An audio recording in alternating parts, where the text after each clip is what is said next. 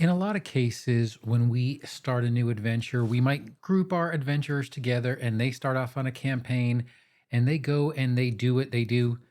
And if you think about it, they really don't know anything about each other. Well, there are ways that you can kind of work backstories in, have people introduce themselves just literally by the actions that they do. However, there are some things that you can do in order to make it a little bit easier, some third party products out there that can kind of adjust that and make it a little bit more natural. And one of the things that I found that I kind of like, and that would be the Ultimate RPG Campfire card deck.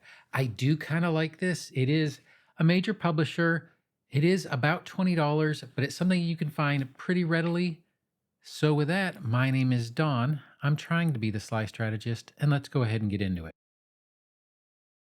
There always is that expectation that when a new group of party members come together, they're just all automatically going to get along and everything's going to run like clockwork and they will just start working as a team without really knowing anything about each other. And that just might not be too realistic. So you could have your players kind of get together and sit around a virtual campfire and pull some cards and ask each other some questions. Like I have a couple examples here. Here's one for hypotheticals, and this would be if you became an evil overlord, what would your villainous plan be? As well as some follow up ones, which would be how would you dress and what would your stronghold look like? And then another one that is basically based on your past, and that would be how did you learn your most valuable skill and who taught it to you, as well as why this skill is so important. Now, these are just some pretty easy questions. And the way that this particular deck works is you would basically take these cards with the categories you want to do. There are 6 categories, they are color coded, and we're going to show them here in a second. And each person would basically take 2 cards. They would look at their cards, pick the one that they want to answer, and pick the one that they want to ask another party member. After they're done doing that, then it would go on to the next person and to the next person. Now, these 2 cards that they would answer is going to give everybody a little bit of information about them simply because they get to pick their own questions. So that's going to be somewhat telling. And then every party member can ask another party member a question. So if you have somebody who is especially mysterious, well, you can key in on them if you want to. And then another good use that I have found for these cards, and I do kind of like, once again, we'll do another one. This is another hypothetical.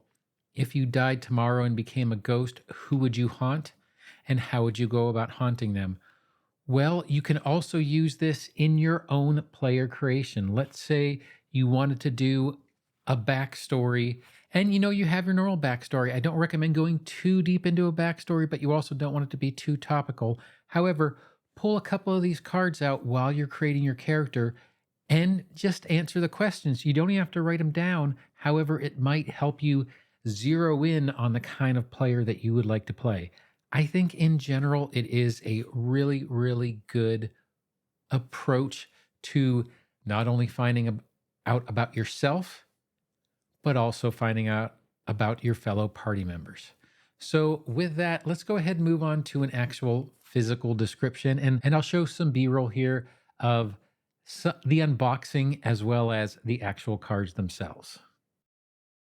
So, we have the box here. And once again, it's a pretty heavy cardboard box. It comes across pretty easily. Then we have the instruction book. The instruction book both has it like an about the author side as well as how to play and what the different cards actually mean. You'll also see at the top a single X card. X card, for those who don't know, if you have a topic that is a little bit too much, you can always show the X card. It's a good inclusive tool for working. Then we have the cards themselves. You get 2 separate decks. Once again, there are a lot of cards and they're fairly heavy stock. But we'll go ahead and start with your dreams. If you could move into your dream home today, what would it look like? If you could master a skill. And then we can go into your world. And this would be what monster would you love to keep as an unconventional pet? And where have you always wanted to visit? And then we move into the hypotheticals. And we've already looked at these a little bit. If you become an evil overlord, what would your villainous plan be? And if you died tomorrow and became a ghost, who would you haunt? And that is basically one side of the deck. And then if we go ahead and pull up the other deck, this covers your past. How did you learn your most valuable skill? What is your most challenging opponent that you have ever faced? And what is the worst mistake you have made in your adventuring life? Then we can go to your present. This would be, what would you consider your most useless talent to be?